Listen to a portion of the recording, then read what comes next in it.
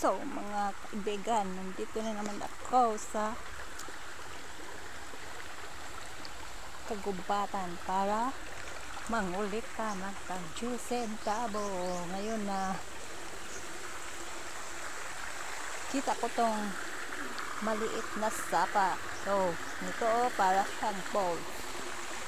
Yan, ang ganda tingnan.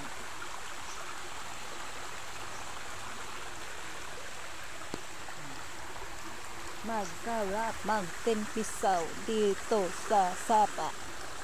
So mga kaibigan, andito na ako.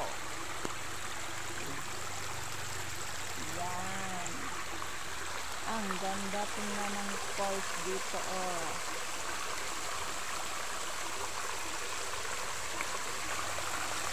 Yan, parang batis.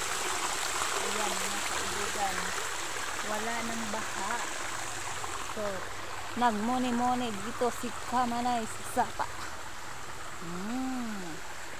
Ayan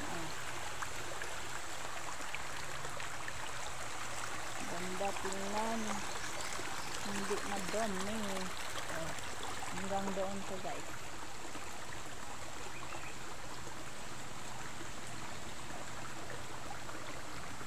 Ayan, may ibon. Ang ganda ng kulay niya. Ayan siya Ayan, naglaro siya sa sapa. Nanghuli siya ng isda. Ayan.